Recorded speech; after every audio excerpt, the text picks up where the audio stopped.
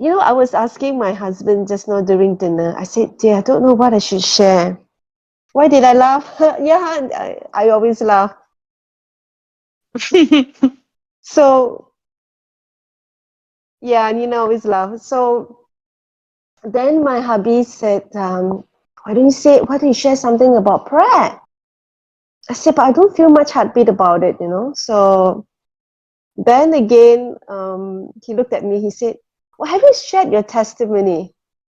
I said, I've shared, but not in this group. So I'm just gonna so I'm just gonna go with the flow. Would you like to hear my salvation testimony?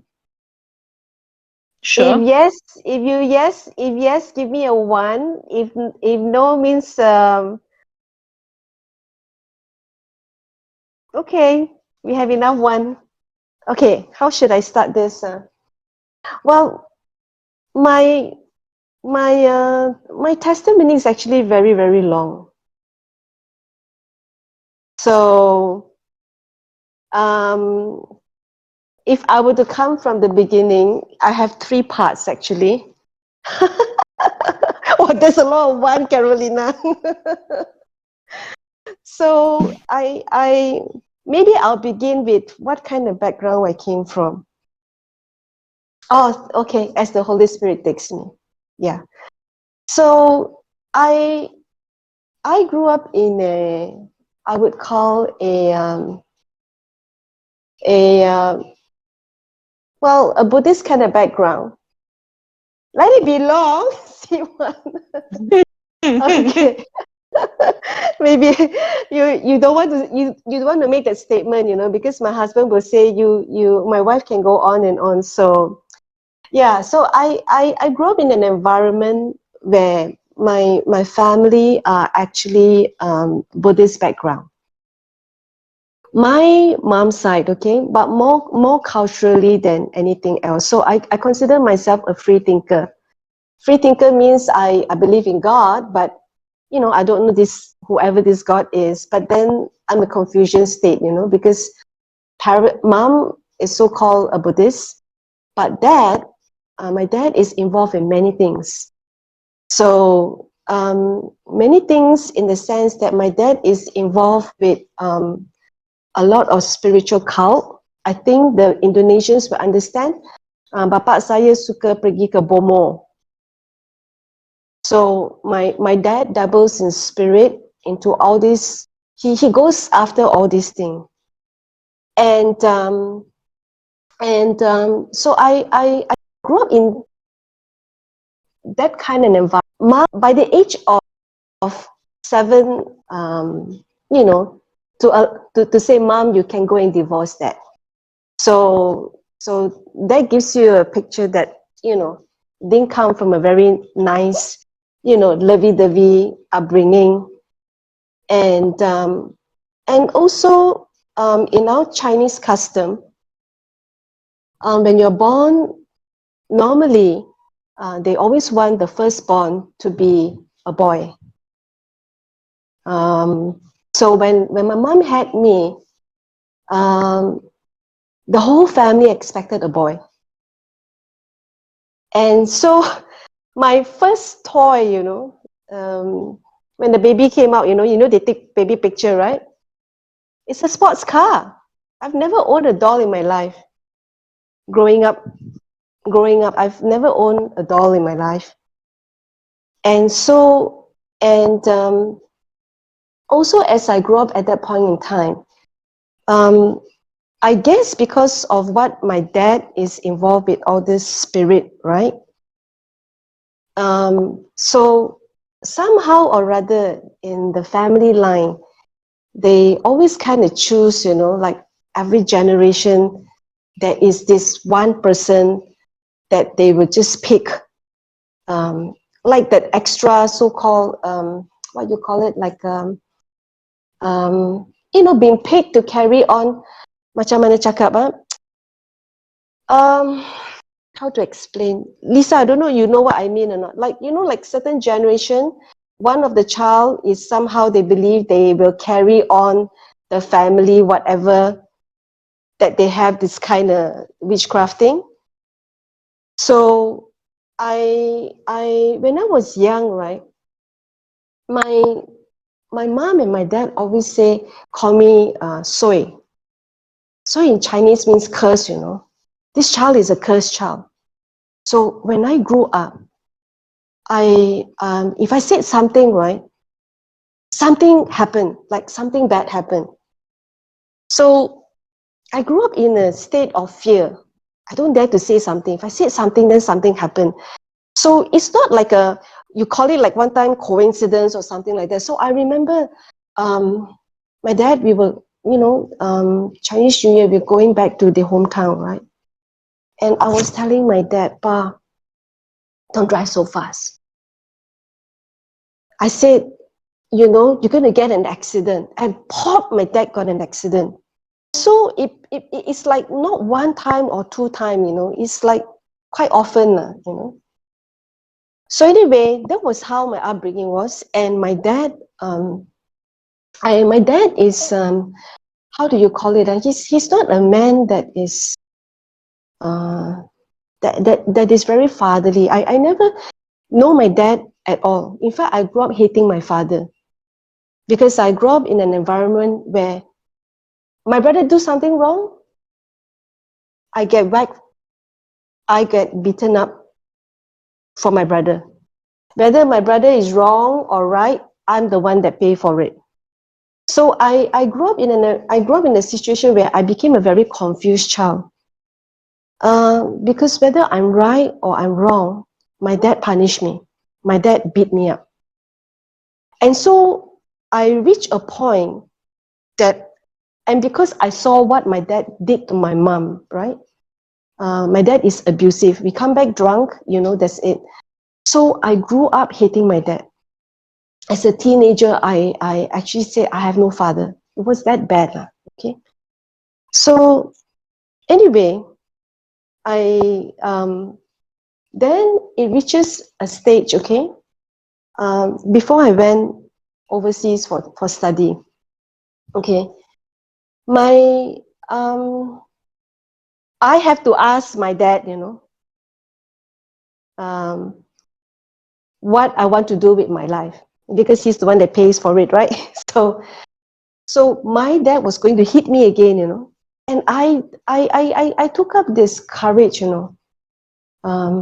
I told my dad, I said, why are you such a difficult person? You see, for my dad, right, nobody can talk to him. If you meet my dad, right, you will be very scared because the first thing he'll say, you stupid, you are good for nothing. It's that kind of tone, very condescending. You're good for nothing. So all of us are very fearful with my dad. My mom is not talking, so I'm like go in between. I'm like a sponge between my mom and my dad. And so when I want to talk to my dad, I will be shivering, Dad, I want to do this, this, this.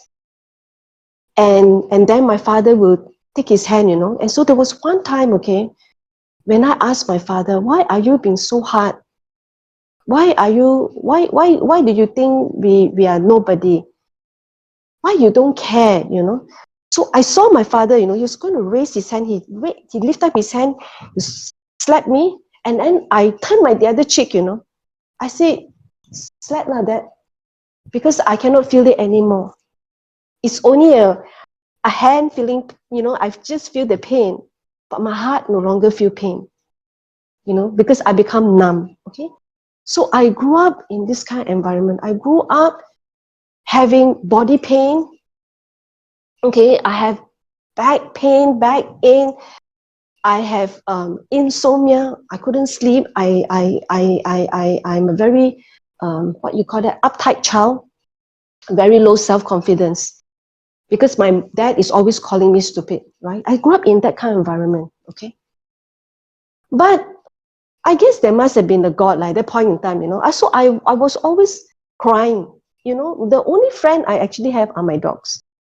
I grew up, I feel that's the only so-called being that understand me, okay? So until I went to overseas for study, and that was the first time, it was the first time, um, I was completely cut out from my family. And I, I, uh, but over the period of time now, okay, I must say, I have always prayed, you know. I don't know God. I mean, Buddhists, they don't believe in God anyway. So, but I've always somehow prayed if there is a God that is real, you know. And so when I went to overseas, um, I had host family who are Christian, okay? And they started to care for me, you know, care for me and love me. And that was my first time actually experiencing some Christian kind of fellowship. And while at the same time, bad things happened to me, okay? I will spare some detail. I don't know, I think there are young kids over here, so I'll spare some details. But I went to the wrong path, okay? Because of something happened, I went to the wrong path. I become very worldly, okay? So I cut all the snippet short, okay? I come back to my home country, and then I got a job, and my personality changed, okay? I was a person who was very, very low self-esteem. But when I was in the States, I had American family that actually think um, I have a beautiful personality, that I can do well in life, okay? So I'm just a very average student, very low self-esteem, think very lowly of myself, no self-confidence, that kind of person, okay?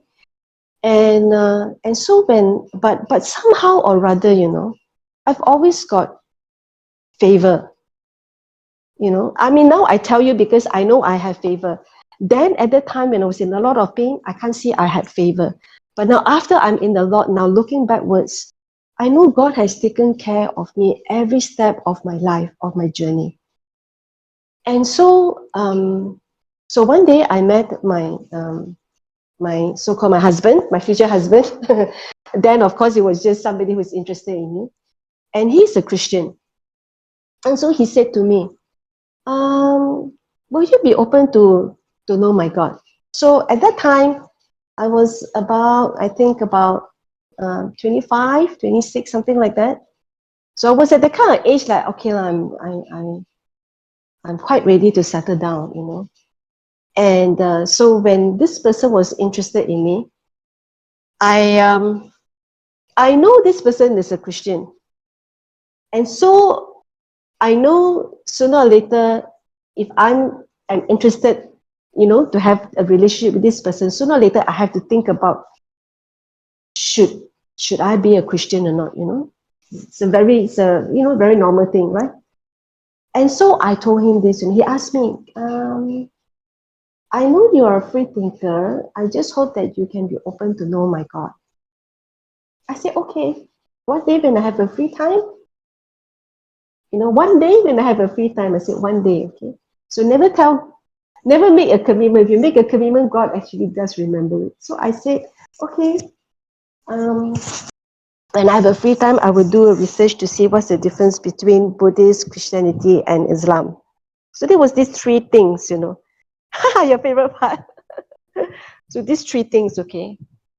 And I tell you, the minute I make that statement, right, all hell break loose. Literally all hell break loose.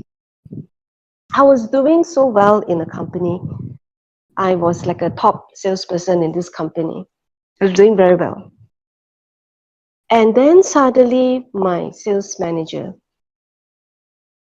took away my accounts and gave it away to his favorite salesperson. I was very, very upset.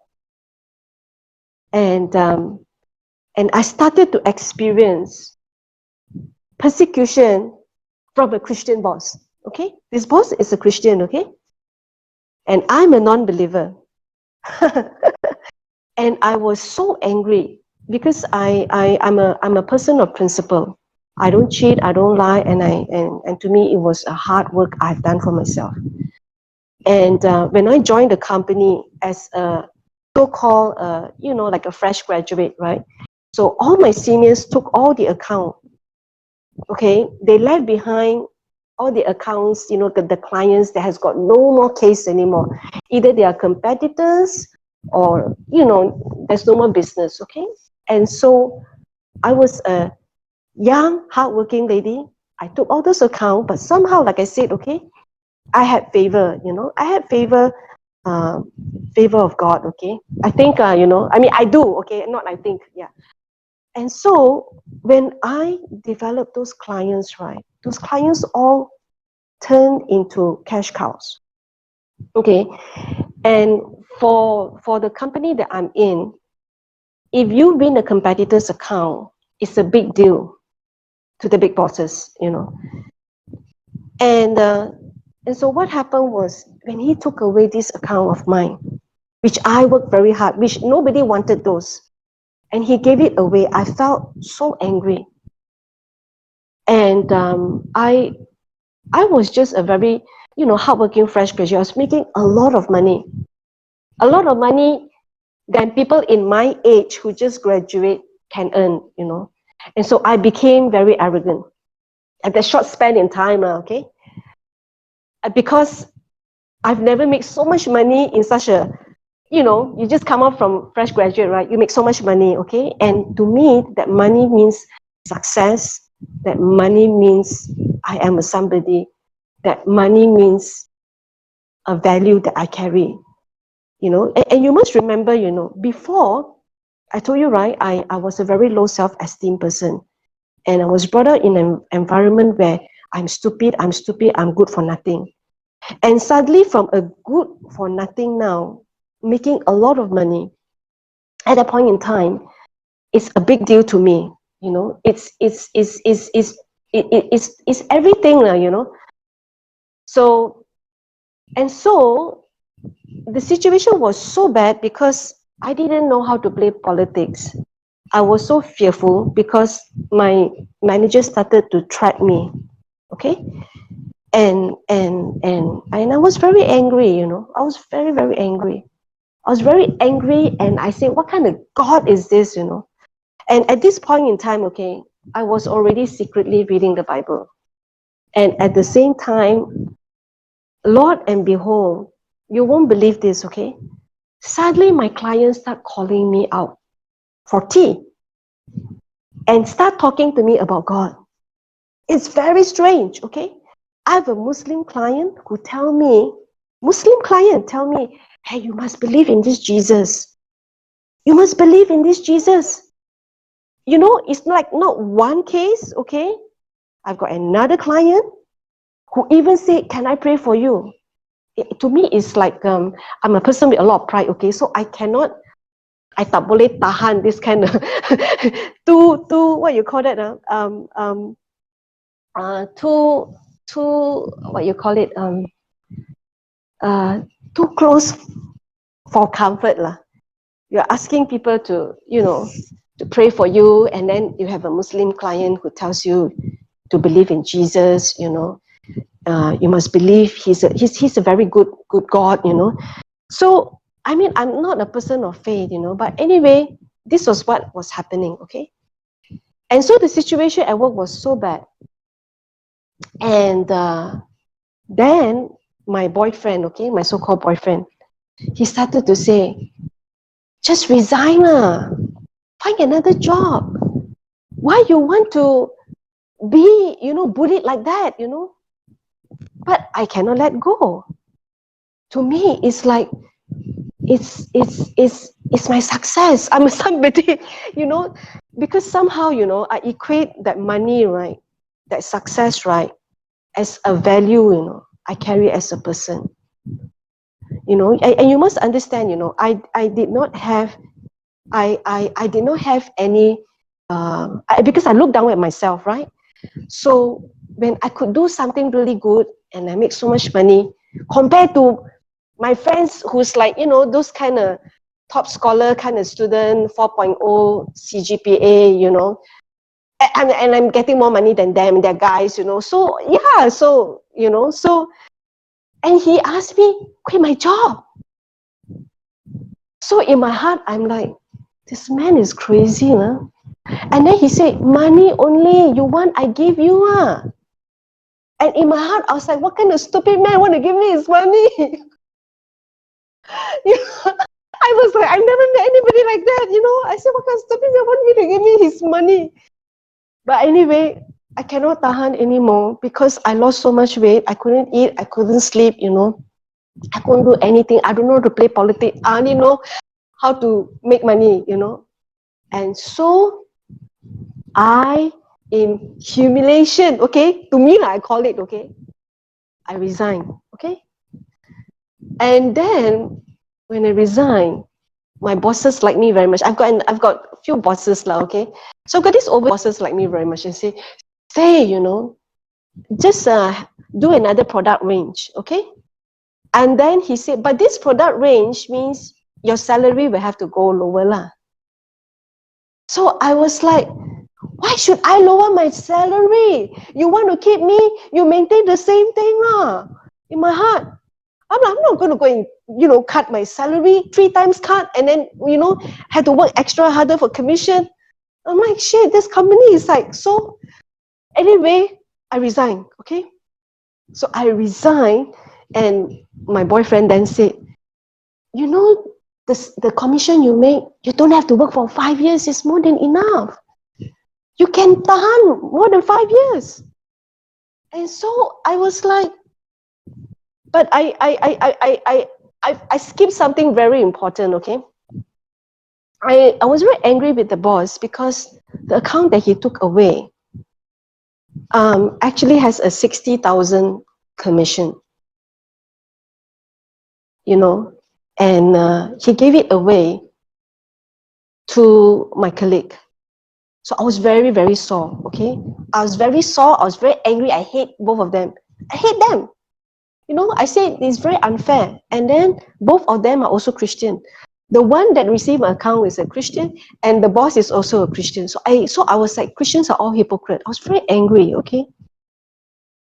And so I resigned, and then my mom said, go holiday with your auntie and uncle. So I went to Thailand, okay? This was in 1998. I went to Thailand, and when I went to Thailand, there were a lot of things. At this point in time, I have already processed a lot of things. I already started secretly reading the Bible. And I have my host family that was in touch with in US started to tell me, read the book of John, read the book of John, And I was like, I read the book of John, I get stuck. In the beginning, there was the Word was with God, and the Word was God. I was like, huh? What does it mean? I don't understand. In the beginning, there was the Word, and the Word was with God, and the Word was God. And then I was like, who the heck is this Word? So I got stuck in this, and then I was like, I can't do this. I don't know. I don't understand. Okay. So I said, the best way to read a book is read from the beginning. And so I read the book of Genesis. Okay. When I read the book of Genesis, I say, wow, this is God, huh? This is really God, So I started to feel a lot of things happening, okay? And at the same time, I got mixed up.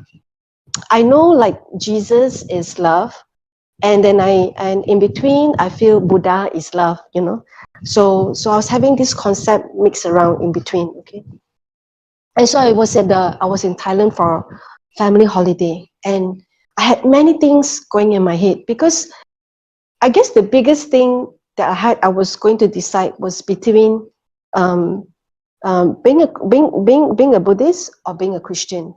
So there was this thing that was bothering me. And so when I was in Thailand, I said, Buddha, you are God. 90% in the Thai people, are very devout Buddhists, Why do you allow so many prostitutes, in this land? Don't you love your people? They're so devoted to you. Don't you love them? Don't you care for them? And so I had these things in my mind, that was really disturbing me. And at the same time, I also went and approached the monk. I asked them, I said, so can you tell me this particular life I'm in right now, can you tell me is my life number how many? Because, you know, in Buddhism, right, you believe that you will reach a place where nirvana means non-existence, okay? And so, but then they believe in rebirth, okay? So I asked him, you know, so who is supposed to manage at what life I'm in this particular life? Is my life number how many? And who is keeping an account? Who is keeping an account on this life, you know? And the monk cannot give me an answer. So to me, it's like if he cannot give me an answer, it cannot be correct. Like, it doesn't make any logical sense. And if he tells me I'm going to become a nothing, okay, there must be a judge or somebody, right? Otherwise, you know, you reach that point, you know, how do I know my previous life? What was I? Who keep the account? Who keep the score? Who keep my book? So to me, something doesn't tally here. Okay. Then after that, I had many questions when I was in Thailand, okay? And then I meet the local people, and then I say, God, why are there so many men want to become a woman? Go through, you know, surgery, huge, they spend a lot of money, you know, and the surgery is very painful. And then this is the time I've already read about the book of Genesis, right? God created man and woman. So I said, don't you love them? Why you let them suffer? They go through so much pain, you know, and they spend so much money, you know, and then they are like a reject like that, you know, like a object of ridicule, you know. And so these things were bothering me a lot, you know. And I was like, don't you care? Buddha, don't you care? You're a God of love, don't you care? And then one of our trip in Thailand was in Ayutthaya, okay? I was with my relatives, okay? We went up to the ruins, you know. It's like, I don't know whether you know Ayutthaya, what it's an old temple, old ancient temple. So I went all the way up, you know, I climbed all the way up, okay? I'm actually a tomboy, so I climbed all the way up, and then something happened to me. I couldn't come down. 500 meters away, my auntie and my uncle was like waving, you know, the tour van is leaving. I cannot come down. I saw the view so beautiful, and then I had fear gripping in me. I've never encountered this kind of fear in my life, you know. That fear gripped me so hard, and it forces me, you know, because I couldn't come down. I couldn't come down because, you know, it's the temple. It's like it's very it's the temple is very steep. You know, imagine like a pyramid, but it's very steep. The steps are very steep, very narrow. Okay, so I suddenly couldn't come down, and suddenly I had height phobia, and I never had this problem in my life at all. So this was the first time I'm encountering something like that. You know, and so it put me on the spot, and for the first time, you know, I actually call out aloud. I said, Buddha, are you real? Because the tour guide all said this is the most holiest temple. And if you are God, you know, you take me down now. Because I need to come down, you know. And so when I called the name of Buddha, I had more fear. And for the first time, you know, on the first time, I said, Jesus, if you are really real, I think this is the best time you'd let me know you are real, because I am stuck in this situation. I have fear, and it's no joke, you know. And you must remember, at this point in time, like, I'm a person with a lot of pride, you know. And having to call up God like that was something I find very strange and very embarrassing thing to do. And so, and because The van is leaving, and I can see my auntie and my uncle very angry already, waving, and I'm still stuck over there, cannot come down, 500 meters away. So I called Jesus, and for the first time in my life, okay, I heard God audibly. That's why my life was so drastic change, okay. I heard God audibly. He said, my daughter. He didn't call me by name, okay. At this point, I do not understand why he called me my daughter, okay. He said, my daughter, do not be afraid. I'm with you. And then he said, go down your bumps and just come down. And so I came down. Something happened, I cannot explain to you, okay? I came down and then I went back to the hotel. That same night, when my auntie and uncle were sleeping, I just invited Jesus in my life, just like that. So that was just the first beginning journey, okay? I tell you something a bit more interesting. So if you want me to proceed on, I will proceed on. Because that's just my testimony has got like 3 parts like that, yeah. So, but if you have any question, you can ask me, So, and so I accepted Jesus just like that, okay? And then I came back from my trip. Of course, I told my boyfriend about it lah. So when I told my boyfriend, this incident happened in November, okay? So in December, my boyfriend proposed to me.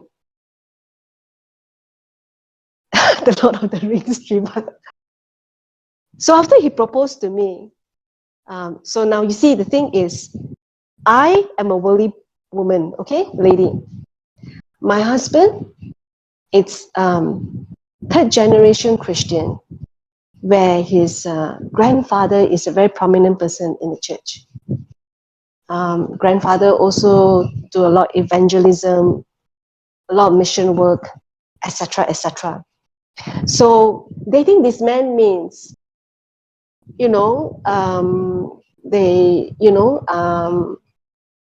very prim and proper, marrying the church kind of thing, okay? But I am the modern kind of girl. I believe in living in first, that kind of stuff, okay? So when he proposed, I said, no need to marry in the church, but I cannot.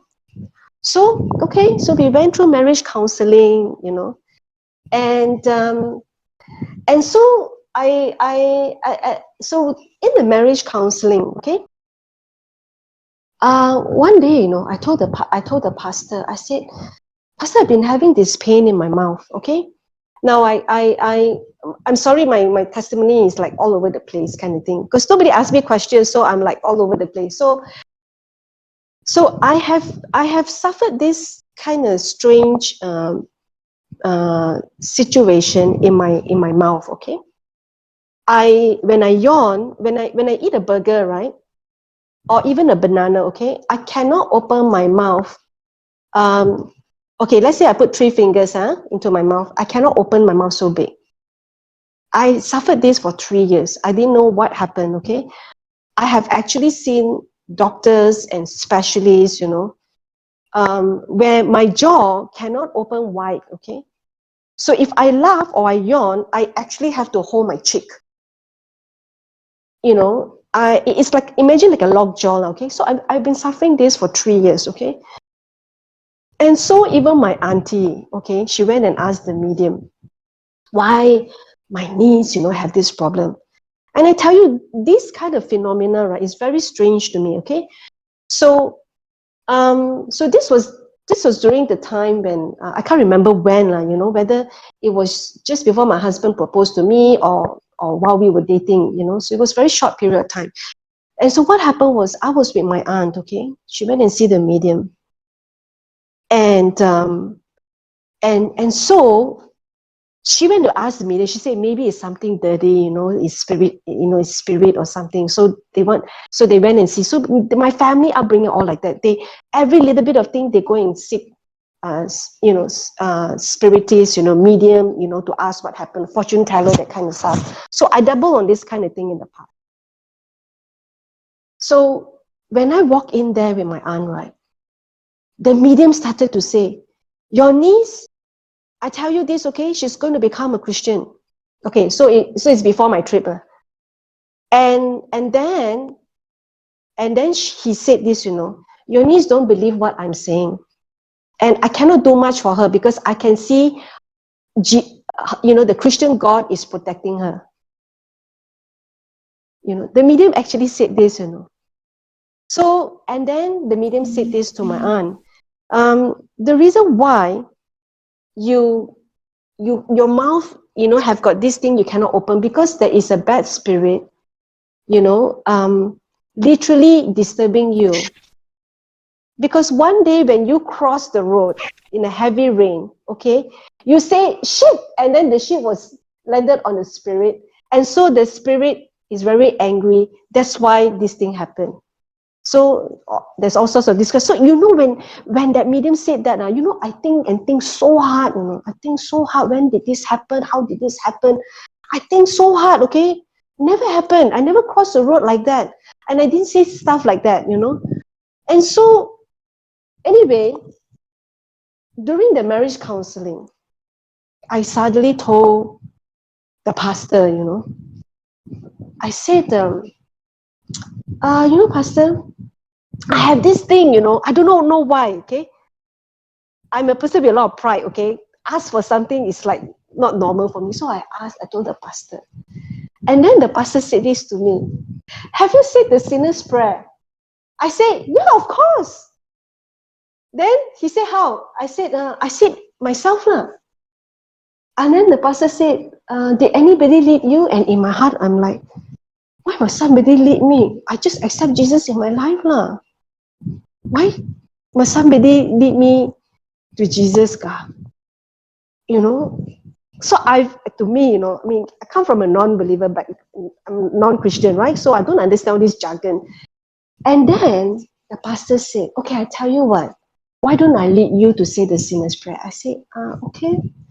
So after the pastor prayed for me, immediately after I say amen, my jaw got healed. Just like that. I couldn't believe it.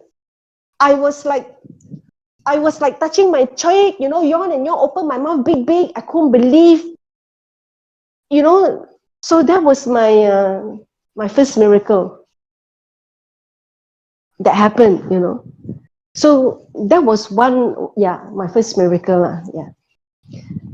And so that was how, because of all these little instances, that take place, through a period of time.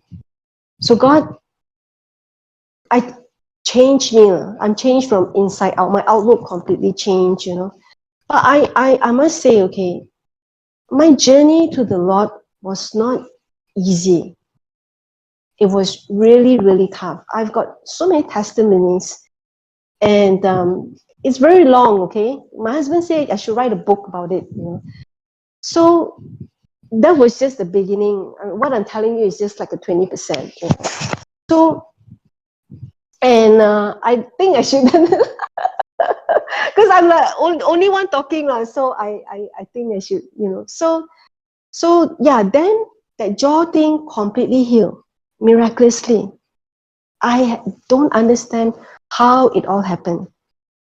Okay. Then after that, I got married, and then I got baptized. I didn't get baptized immediately because I didn't want my parents to think that Christians are pushed over. They force people, because that's what my mom, my mom thinks and all that. Yeah. So this is just a little first portion of my testimony. Anyone have anything to say?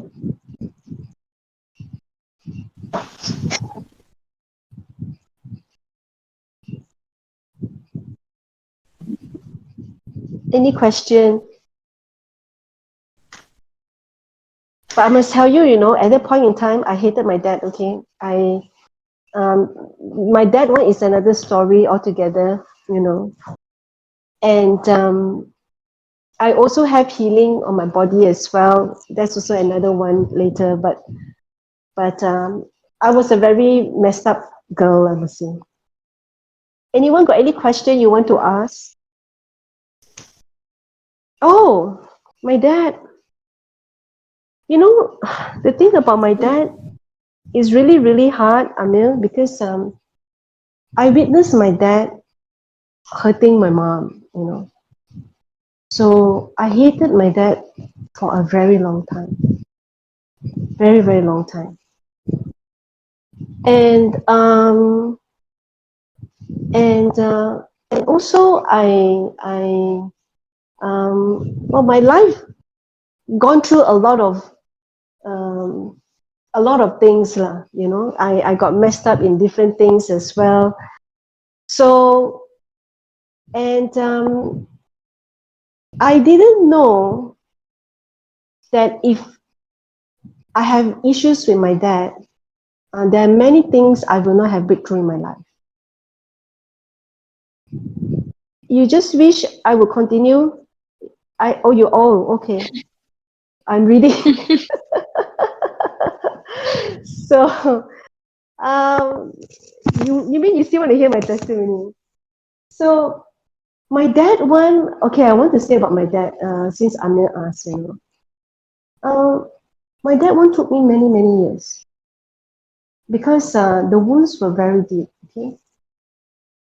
And I should tell you what happened to, now, God saved me in a very, very, my salvation is very dramatic, okay? Sometimes when I think about it, it just gives me the shivers, okay? Because remember I told you about that commission I have to let go, right? That 60,000 commission that I have to let go. So what happened is my dad who like I have whom I have issue with, and my dad. No, I don't hate him now, I'm cool, but I want to let you know at that point in time, it was like really so hard because my dad wanted to disown me as well, so it was like really, really bad, okay?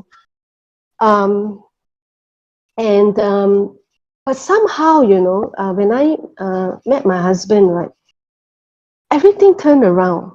My life turned around. I didn't even tell you when my husband first took me out on a date, okay? I actually fell asleep in the car. It's very embarrassing. Very, very embarrassing. Because I've never experienced peace, it's like all over because nobody asked me questions. So it's like, I'm like a bit all over. Suddenly I realized I missed out something. So, the first time my husband took me on a date, okay, I slept in the car for dinner, and it was just a 10-minute drive. It was so embarrassing. I felt so embarrassing. I felt so embarrassed, okay, because I never experienced peace. So it was the first time I could trust somebody because I was a man hater because I told you I witnessed my dad being very mean to my mom and all that. So I grew up hating men, okay. So for me to be able to love today is already a miracle. But if you know me then, it's like, And so remember I told you about the commission I have to let go, right? After I resigned the following year, okay, the lady that took my account, right, suddenly died of cancer. Suddenly after childbirth, okay. And I told you I hated them so much, right? But even so much that I hate, I never think of anything so bad, okay. But and then the sales manager that ill-treated me, and not only me, quite a few salesperson as well. Half a year later, his daughter died of leukemia. His daughter was like 7 years old or something like that. okay? And I must tell you this, okay? When that happened, right, I was stunned because at that point in time, I was already started reading the Bible, okay? I started to see, you cannot play with God. You cannot play with the God of the Bible. And so at the very uh, early part of my spiritual life, I already had fear of God. I guess the Lord has already taught me this way. I already have the fear of God in my heart. That do not play with God. Do not test God. You know. So and then I sacrificed the 60,000, right? And guess what? My dad, who wanted to disown me, gave me a shop lot worth 3 times more than the 60,000. So God is good, right? when I when I received Jesus, right, I had healing, and my dad started to love me back, you know. And but I struggled to love my dad. You see, there's something in my husband, right, that my father feel good.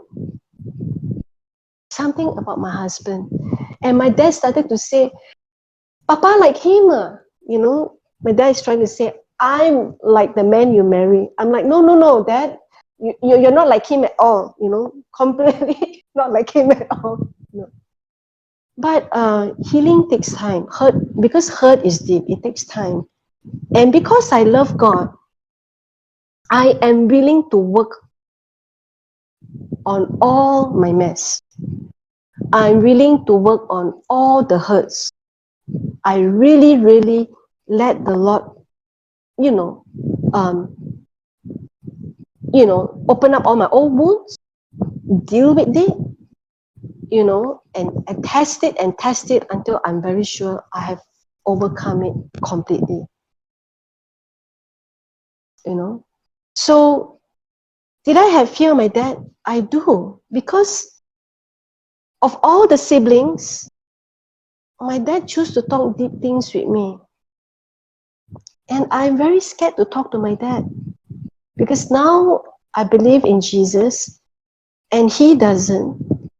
So, and I reach a point where I even become confused, honor my father, respect my father, and do not dare to offend him, and couldn't speak up.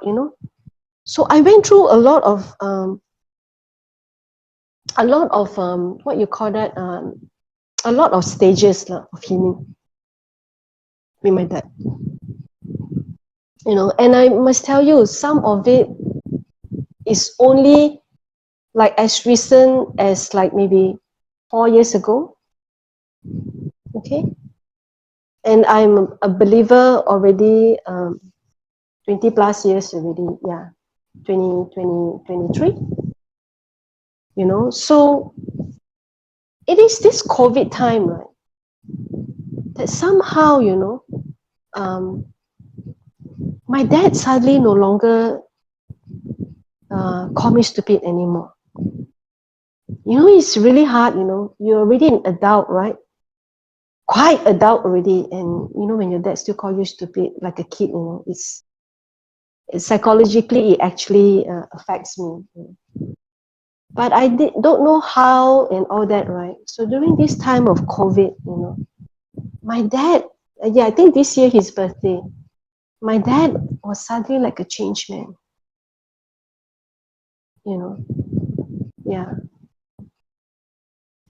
My dad is very spiritual. So I believe, I pray that, he will see the Lord. My dad, yeah, is into all this spiritual stuff. Yeah.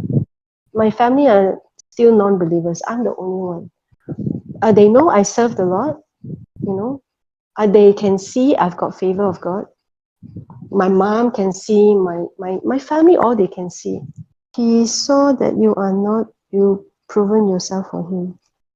I don't understand your question, brother. So that's that part lah, okay? So I thought at that time, I thought that my salvation happens at that point. Sorry, sorry to cut Sorry, off. Sorry to cut off. yep, It wasn't a question. Just yep. to tell you that it was he saw that you are not stupid, and you prove yourself. You proven yourself for him that you are not. You are a good person. That's why. So he stopped calling you that Oh, because you prove yourself that you are not stupid anymore, or whatever he thought you are. Yes. So he had different feelings for you. That's why. well, oh, okay. Actually, he calls that to everyone. It's just not me. He does that to Exactly. everyone. Yeah. So I don't know when he stopped, because he stopped doing that to everyone. It wasn't just me, but it was very hard for me, because you see, as I love God, right? I know the Bible say honor your father and mother. And so I reached a point, okay, I really wanted to love my dad, but I didn't know how to love my dad. You know, I struggled, because I had so much of fear, you know, and I just do not know, how, because the fear, grits me more, and therefore I didn't know how to love. And so there were moments that I actually avoided him for a while, because the fear gripped me a lot more. And so sometimes when we see the way sometimes people behave, we have to understand that sometimes people need more time. People need more time to overcome, their challenges, their past, because trauma is very real. And most important thing is, we will pass that trauma. We'll pass that phase. And so this COVID period, it was a very special moment, because now my dad, I can talk a decent conversation with my dad, and I know my dad is old, my dad is already in his my dad is already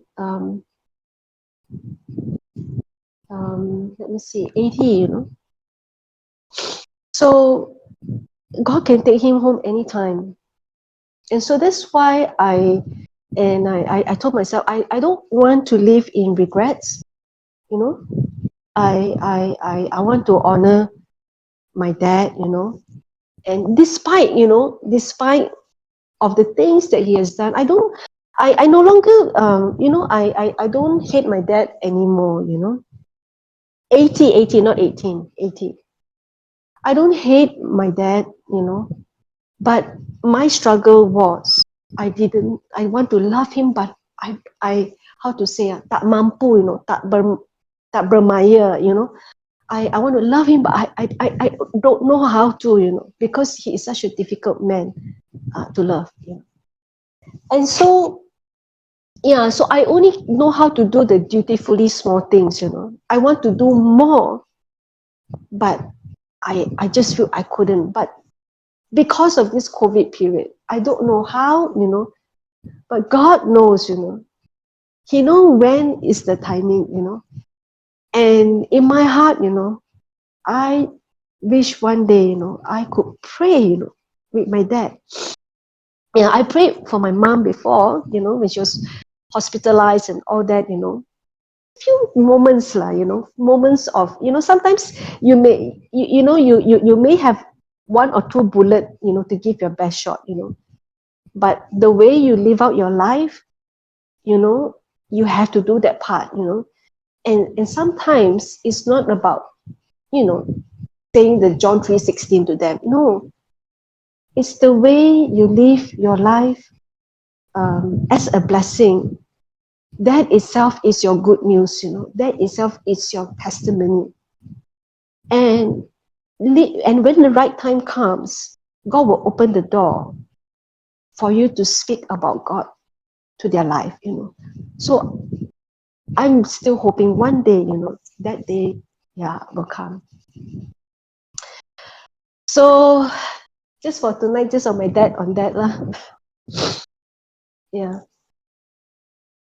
But when I say that's my first portion of salvation, right, it's because I thought that was when I got saved. Okay? So the other two parts, we will keep it for next time. Anyone has anything to say? It's very odd because I'm alone talking. Anyone?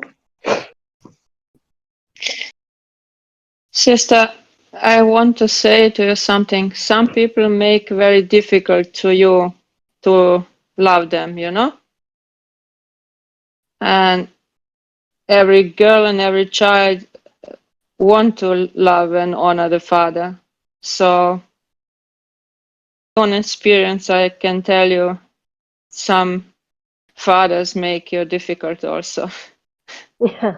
So you did it very well. So hard Praise work God, never, sister. yeah, correct. Hard work never fail actually. As when as I journey through this, okay, actually God has shown me a lot of things that happened to my mom and my dad in their past. A lot, okay. And God showed me in dreams, And so um my dad, he is like that, not because he chose to be like that. My dad also, grew up in a broken environment. His dad passed away when he was 2 years old. And my father was also a rejected child. See, I used to think my dad is the youngest, so I used to think my dad is the most loved one in the family. But actually, it wasn't. There were already favoritism.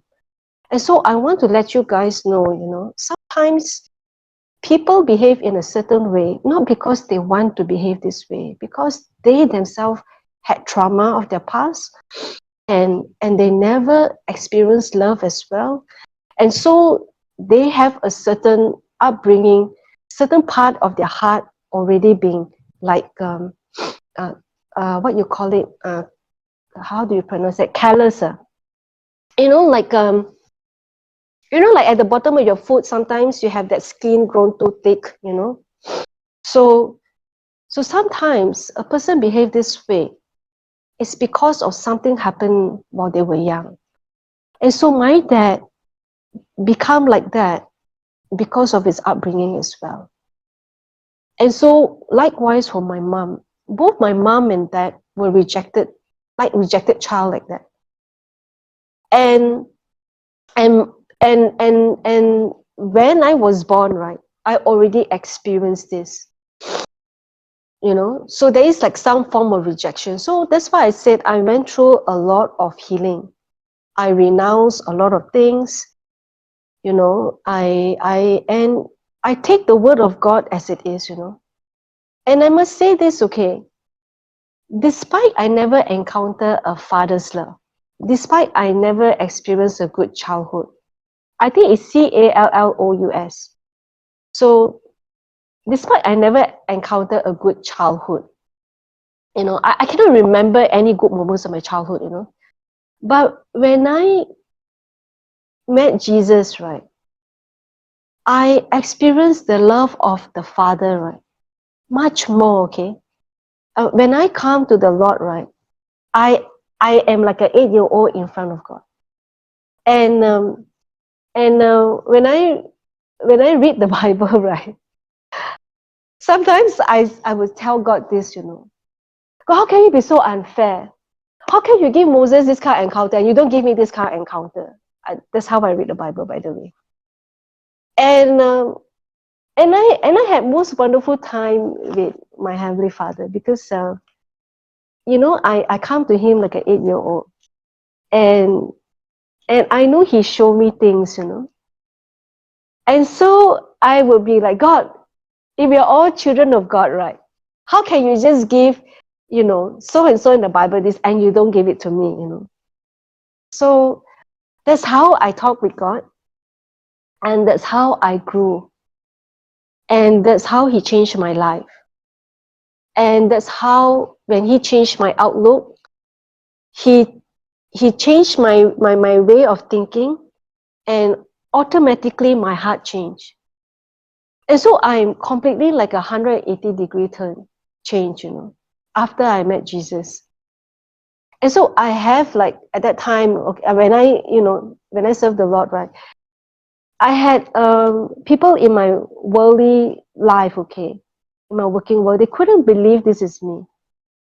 They just couldn't believe, because I was a completely changed person.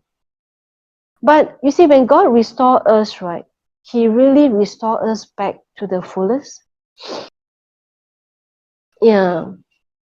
And so for me was my childhood was really bad until I met my husband.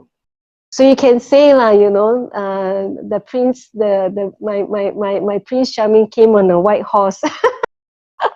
So after I got married, right, I had my whole life turned around, Yeah. And my insomnia went away, by the way. Yeah. There are quite a lot of things actually. Yeah. Insomnia was one of them. Body pains was one of them. Yeah. Anyone have any question you want to ask? No, I don't order. I have a very my husband is really good. I didn't marry the rich man, but he has big heart. I can share, gee, but I think I work better if you ask question. If I talk like that, right, and no one asks me, right, I'll be like going all over the place, because my testimony it's like it's very big. It's, yeah. I'm just telling you like partial of it, but that was not when God saved me. Okay. Um, so I have actually a special verse from the Lord. It's actually Jeremiah 1 verse 5. And so I went for a healing rally. I shouldn't continue lah. Afterwards, another extra long one. So that was when I make my commitment in the Buddhist temple in Ayutthaya. But later on, God showed me that wasn't when.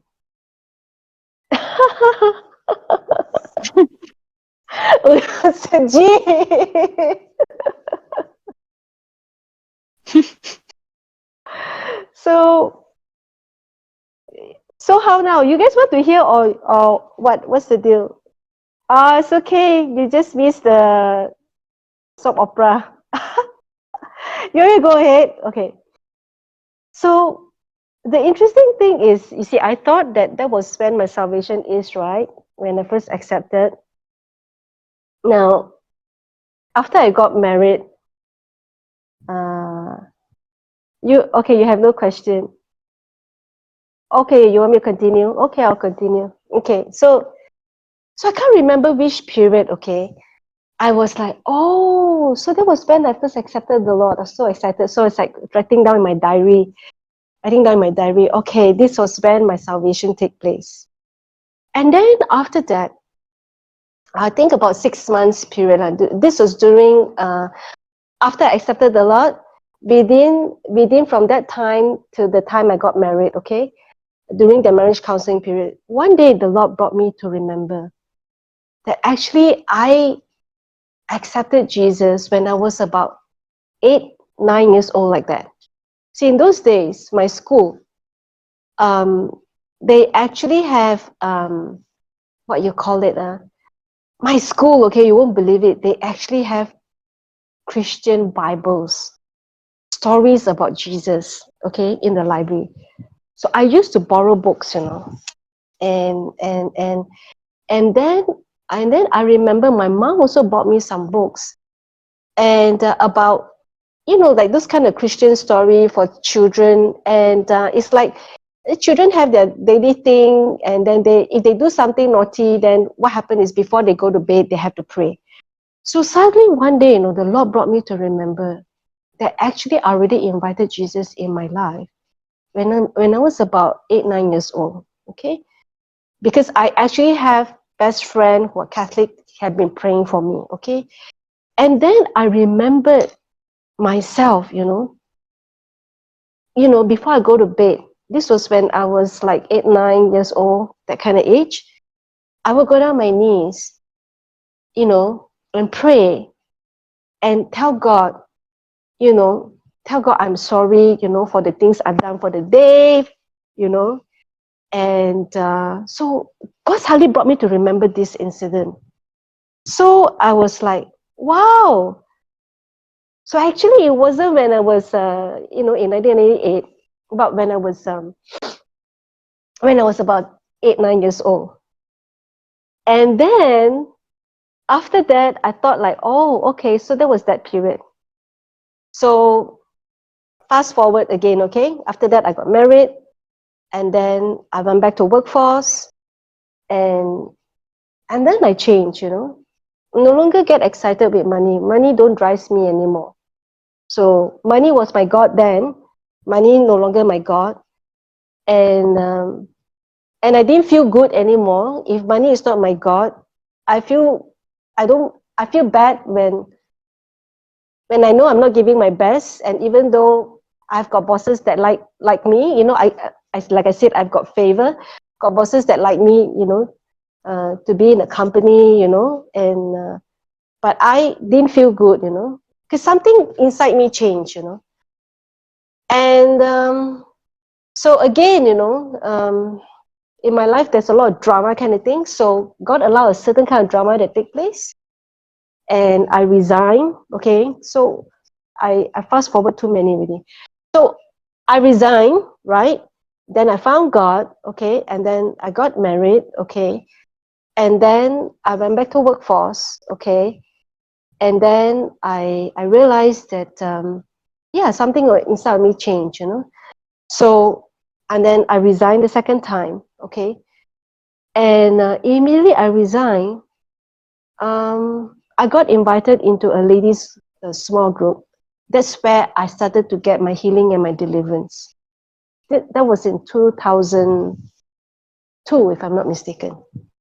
Okay, so one day, as I go through all this healing, deliverance, and all that, one day there was this thing of there was this healing rally going on. I can't remember. I think it was 2004 or something like that. I can't remember. Between 2002 2004. Okay. So at that time, we've been married and we wanted to have a kid, right? So I thought maybe, stress or don't know why, we cannot have kids, So me, my husband, we went to a healing rally, and I responded to an auto call, okay. And I told my husband already. Now, I want to point something here important to you guys, okay. My husband comes from a traditional church, okay. I, on the other hand, can take many things, I'm quite flexible. So when you hear about healing rally, you know it's normally a charismatic kind of church. So anyway, we went for healing rally. And before then, okay, I have to tell you this, there was something deep inside my heart, right? That I felt like I need to go, Something deep in my heart says that I need to go for the healing rally. At the same time, I had an inner struggle that tell me that I may manifest, okay? Because you hear all these things, people shout, people scream. So I had this war inside my heart, okay? But there was this something deep inside tell me I have to go. And so we went to the healing rally, and I told my husband, I said, if the preacher said, was very specific, if she said she's going to pray for people, who has got issues with conceiving a child, I said, I'm going to go forward. Okay. And so I went for the altar call. She raised her hand and prayed. Nobody touched me, nothing, okay? I was down by the power of God. And I could hear wind, okay? And I started to curl up like a fetus position, okay? I was crying so hard. And I didn't know how long I was down, okay? I was crying so hard. And I saw a vision of a baby, a fetus, crying in the mother's womb and say, God, please save me. God, please save me.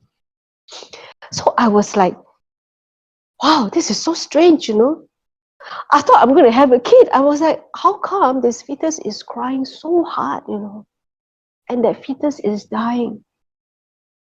The fetus is dying, And I kept crying and I said, God, please save me. Please save me. And I felt like that fetus was going to die, like the heartbeat was just going to die. And suddenly, it's like God just carried the baby, in his arms, just carry it, okay? And the baby was completely quiet, like hush, quiet, and just sleeping, in the arms of Jesus, just like that. And then I got up, Now I didn't realize, okay, how long I was down, but when I saw the floor, it was so wet. I'm like, my goodness, I didn't even know my tears were so much,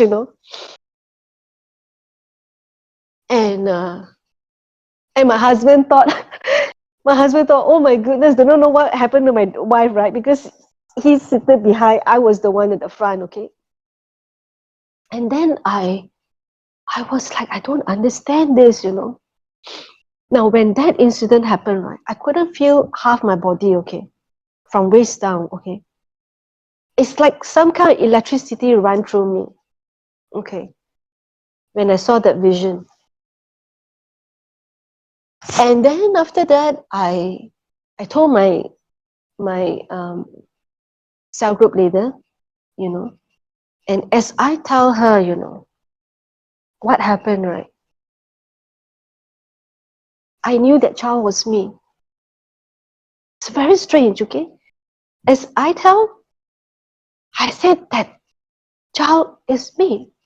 And then my cell leader said, God delivered you from the spirit of rejection. Now, these are all again new words, new big words for me, okay?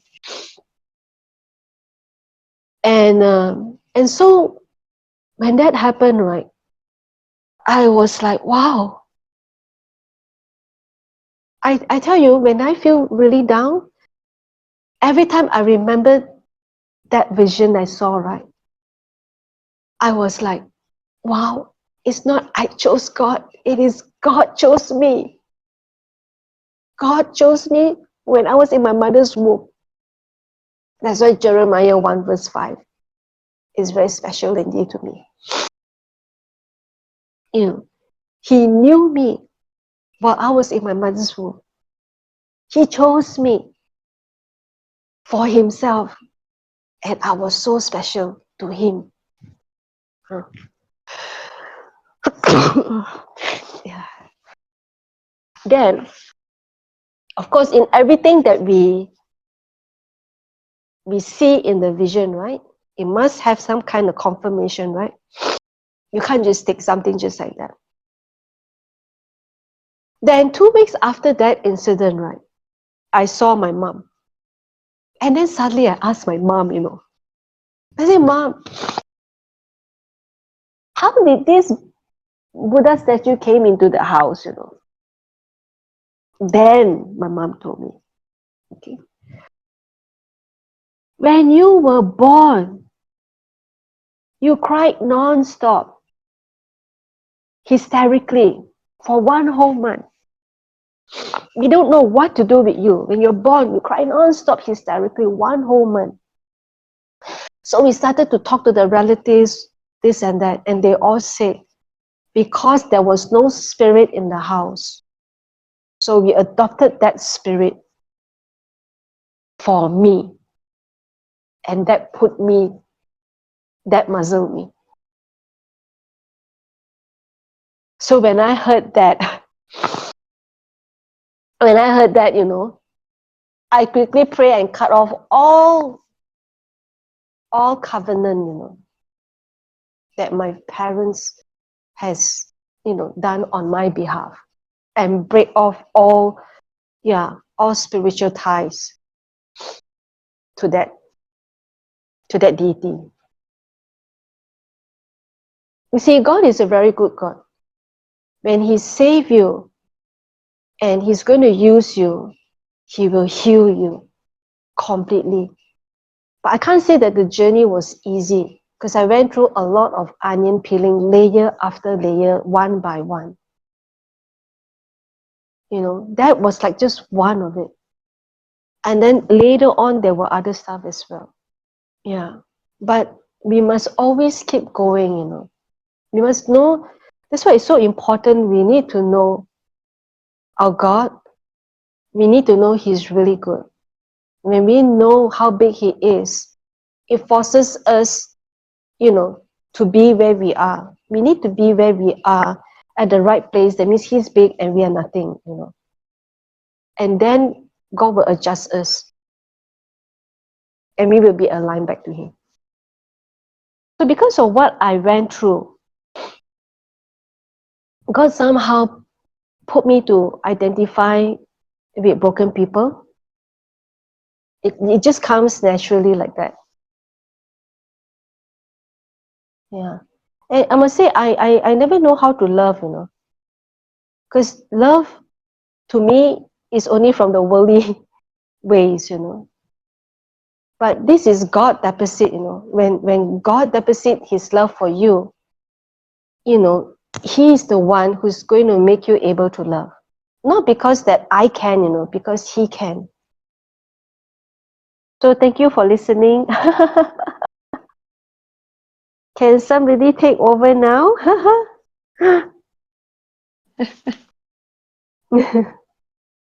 Sister, that was really amazing. If I could, I would give you a big hug. Oh. I've come a long way, Really, sis.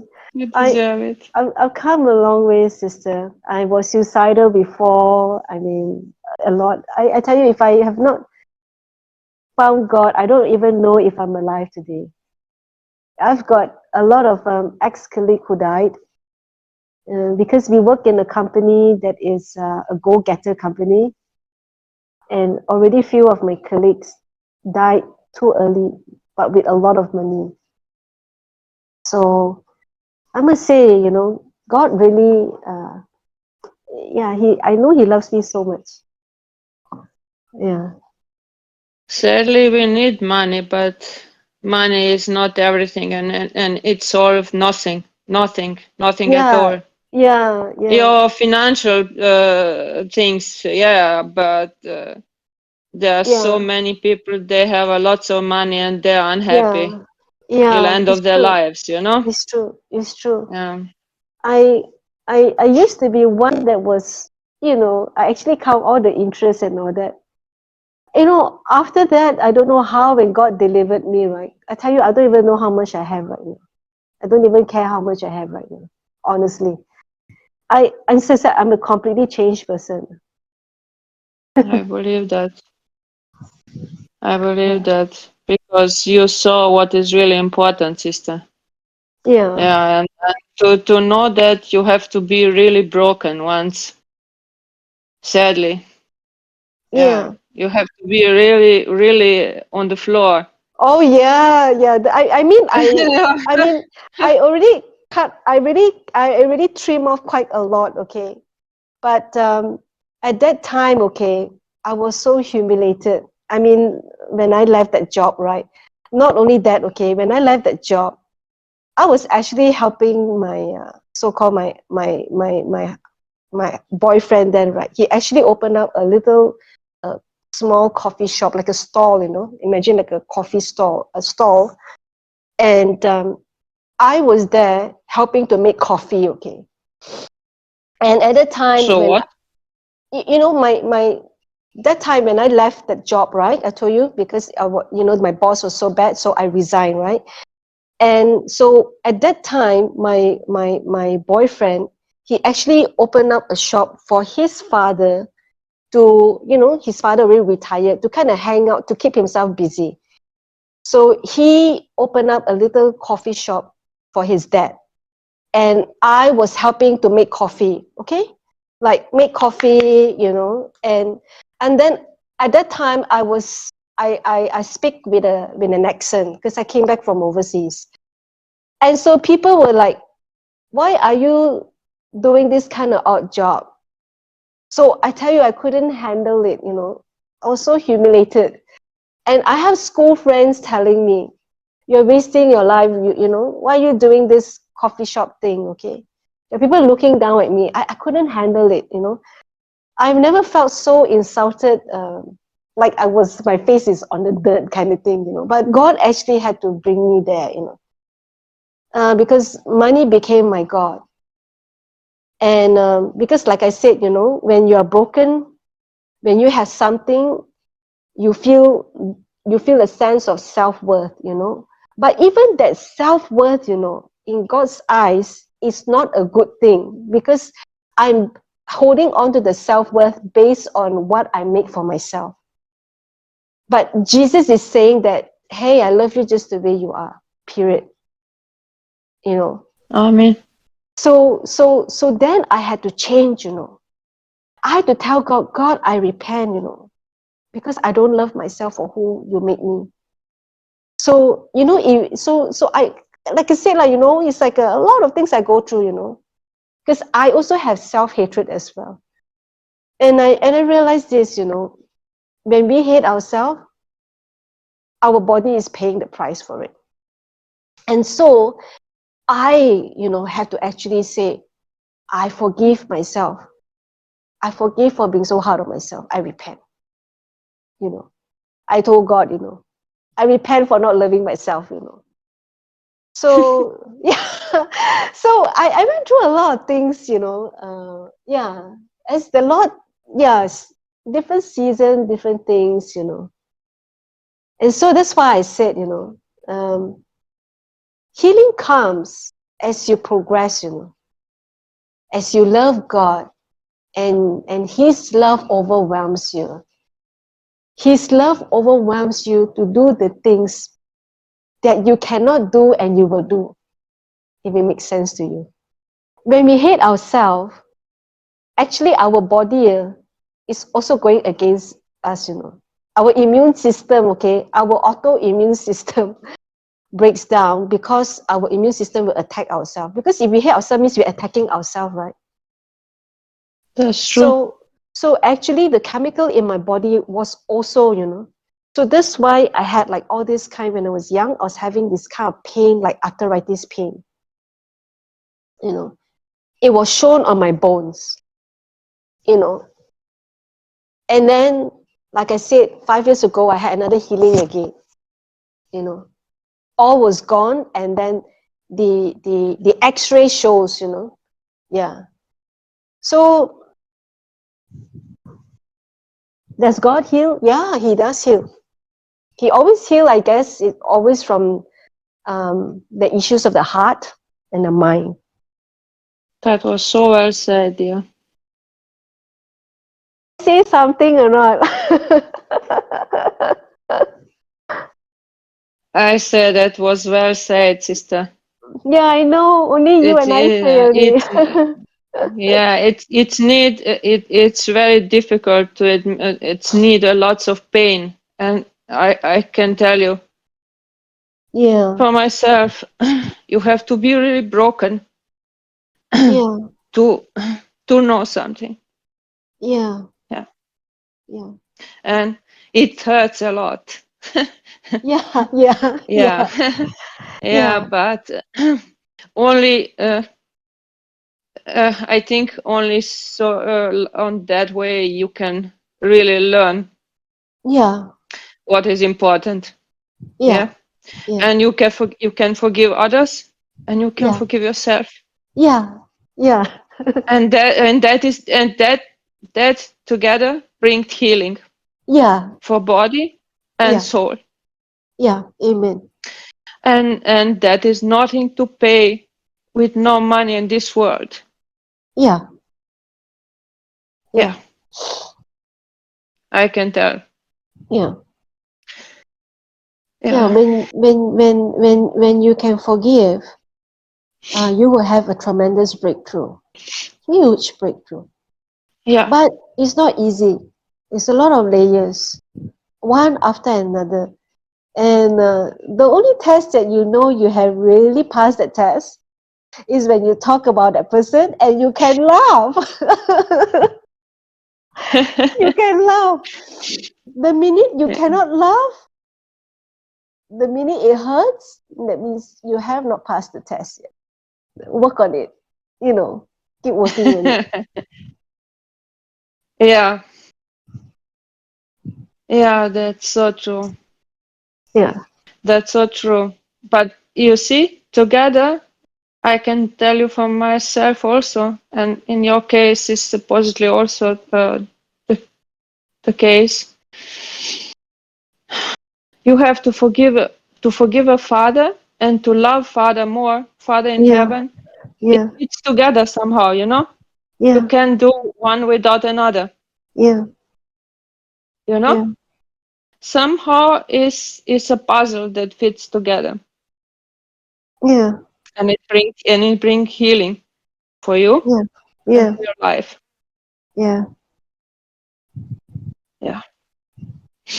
So he's really almighty, and without his help, it's not possible to go through such pain and to stay alive and to go stronger from all that. Yeah. It's not possible. Only with his love and mercy and grace you can do that. Yeah. Yeah. Praise God. Hallelujah. To have so much love and to have much pain. It's so true.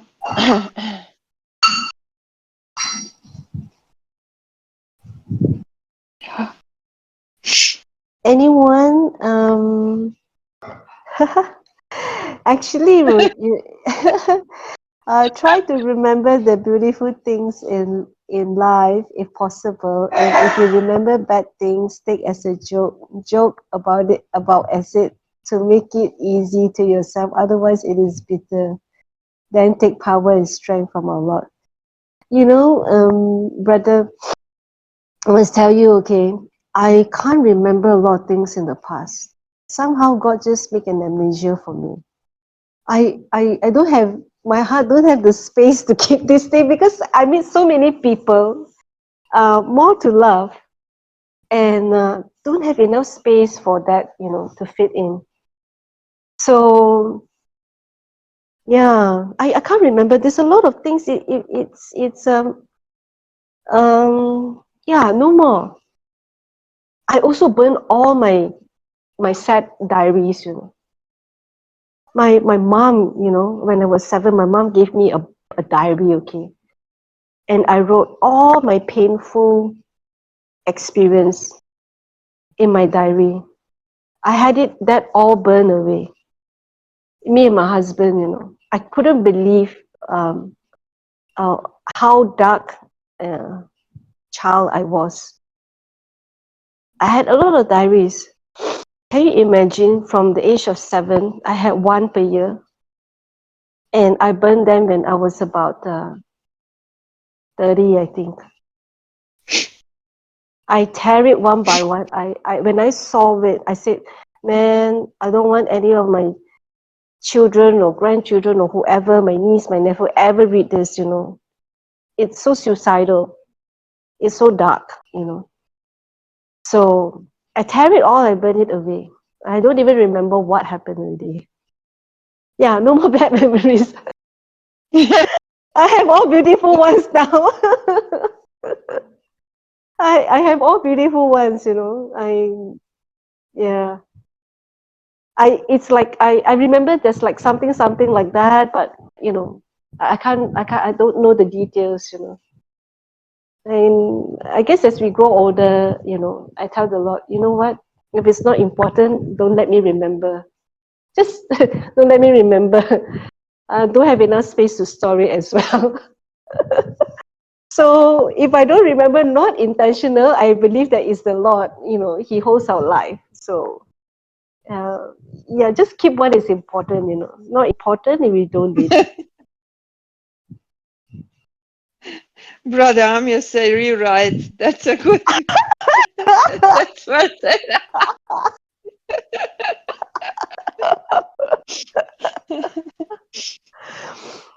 You know, Brother, that's all I said.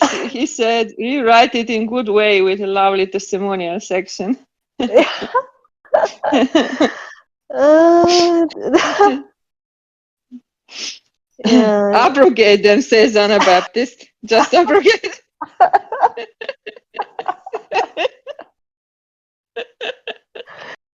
Oh my. But Oh my. well, you know, our testimony got to be fresh. You know, that's how I look at it. Yeah. I don't keep my testimonies. My testimonies is always very fresh. If I've overcome something, it will be shared to somebody, yeah, immediately.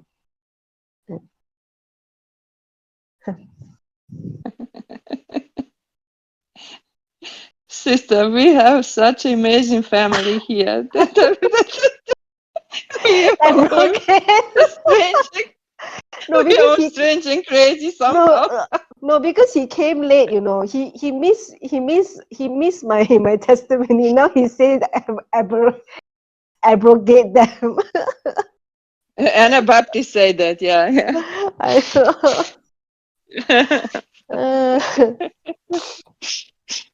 So now that I've shared, yeah, quite long already. So all right, I think we're done. Thank you all for being here. Sister Nina, thank you for awesome testimony. Oh, Thank you welcome. for your time. Sorry, but sorry for I'm all over the place, but I hope you guys enjoyed it. For sure. For sure.